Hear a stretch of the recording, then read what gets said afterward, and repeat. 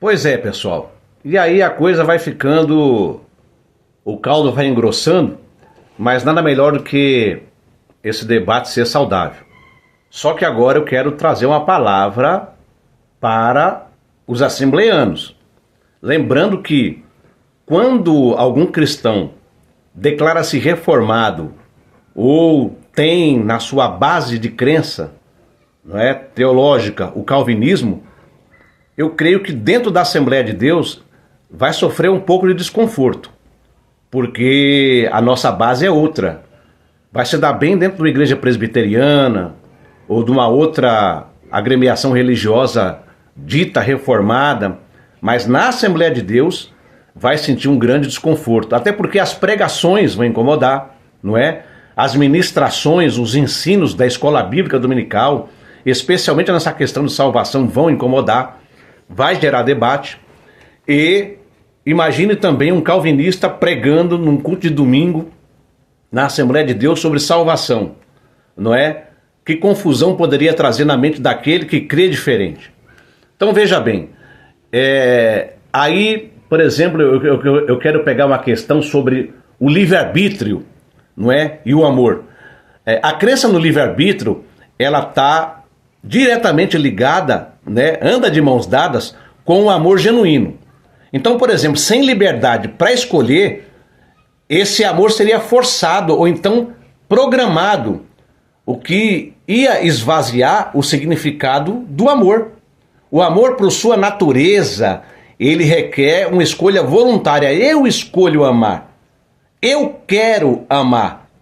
Se não houvesse liberdade, não é? Para isso, o mandamento de Deus, para que nós, por exemplo, nos amemos uns aos outros, ele seria contraditório.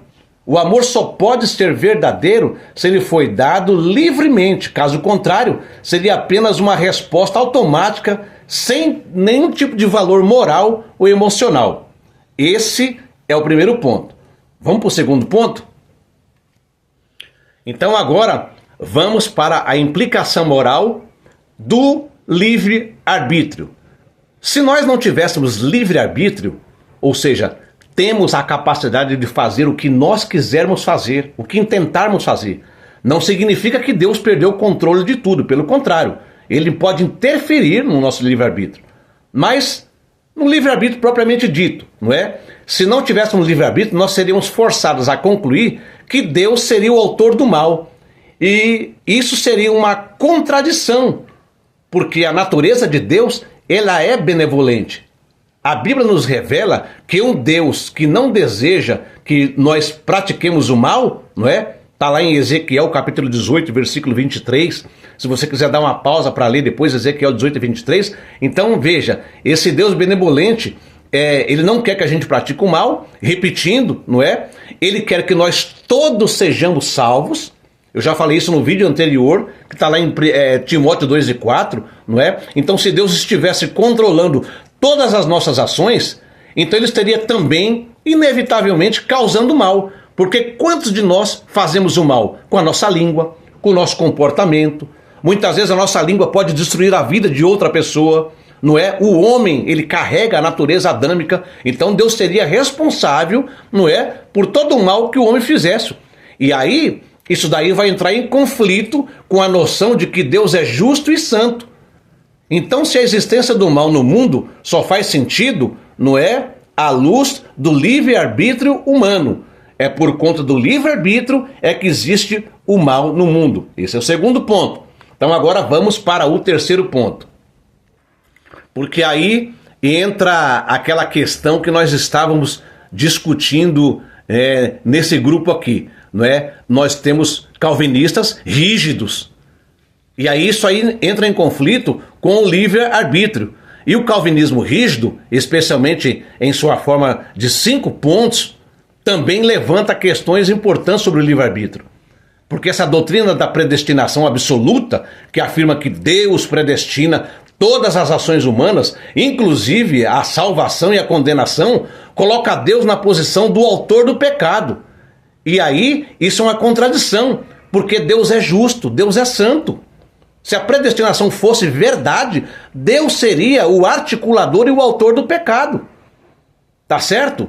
E aí, além disso, se o calvinismo estiver correto, não é? Nessa sua negação do livre-arbítrio, porque eles negam o livre-arbítrio, não é? Aí então aquelas orientações bíblicas, aqueles comandos bíblicos para que nós possamos nos arrepender, não é? Obedecer a palavra de Deus, não é? Aí vai gerar um problema, porque vai implicar que Deus exige o impossível dos seres humanos, já que eu não tenho liberdade para escolher, ué. E aí aqui nesse vídeo eu escrevi algumas perguntas aqui durante o nosso debate, por isso que eu demorei um pouquinho para voltar, e eu vou deixar algumas perguntas aqui para os reformados, né? Para os calvinistas que estão aí entre os assembleanos e no mundo todo, né? Então veja bem, se Deus ele predestina tudo, inclusive a condenação, porque vocês estão dizendo, vocês reformados, que Deus já escolheu previamente ou predestinou alguns para a salvação e outros para a perdição. Meu Deus, que Deus tremendo é isso, não é? Mas enfim, então, se Deus predestina tudo, inclusive a condenação, como é que você pode afirmar que Deus é justo e amoroso? Como é que isso se alinha com a ideia de um Deus que deseja que todos sejam salvos? Ué, se ele já predestinou, certo? Aí vem a segunda pergunta. Como é que você interpreta os mandamentos de Deus, que inclusive ensina a gente, instrui a gente a amar e obedecer, não é? A escolher, a amar ou obedecer, se ela já está predestinada? Isso não parece contradizer a natureza do amor? Aí vem a terceira pergunta. Se nós não temos livre-arbítrio, como é que nós podemos realmente entender o conceito de arrependimento? Não é? Como é que eu posso concluir, como é que eu posso entender essa questão de arrependimento se eu não consigo, se eu não tenho livre-arbítrio? Não é? Então isso não parece contradizer a natureza do amor? E outra coisa, não é? Qual é a visão de vocês, reformados, sobre a responsabilidade moral, não é? Dentro de uma estrutura de predestinação? Se já está tudo predestinado, como é que então eu consigo entender essa questão de moralidade? Como é que as pessoas podem ser consideradas moralmente responsáveis por suas ações se essas ações já foram determinadas por Deus ou pré-determinadas por Deus? Outra pergunta, não é? Você não vê uma contradição, vocês são reformados, calvinistas, em crer que Deus é soberano sobre todas as ações humanas e ao mesmo tempo exigir que as pessoas se arrependam e se voltem para Ele? Ué, como é que pode... Se Deus já determinou tudo, se toda ação humana é pré-determinada por Deus, Ele já construiu toda a história, ué, então como é que pode, não é, Deus responsabilizar um homem pelas suas ações? Outra coisa, como é que você pode explicar, ô calvinista e reformado, essa diversidade de crenças e ações humanas em um mundo onde tudo é pré-determinado? Ou, não é? Como é que então entra aí a eficácia da vontade divina? E por último, se a predestinação é verdadeira, qual é a esperança para aqueles que não têm a certeza da salvação? Como é que isso se alinha com a ideia de um Deus amoroso? Porque esse tipo de mensagem numa igreja, principalmente para aquelas pessoas que são falhas, são fracas na fé, estão ali lutando, o que vai gerar na cabeça delas? Eu sou um predestinado à perdição.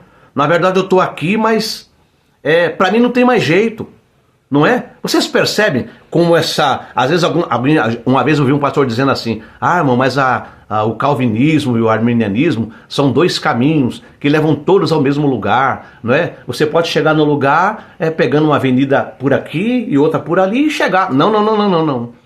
Isso leva muitas pessoas, inclusive, a levar uma vida, não é? Sem muita regra de conduta, não é? Usando a Bíblia como livro de regra de fé e prática, achando que no final vai dar tudo certo, não é? Então, essas perguntas que eu fiz, elas podem ajudar a explorar e a desafiar as visões de quem nega o livre-arbítrio, não é? Incentivando esse diálogo significativo, não é? Sobre essa questão de predestinação divina.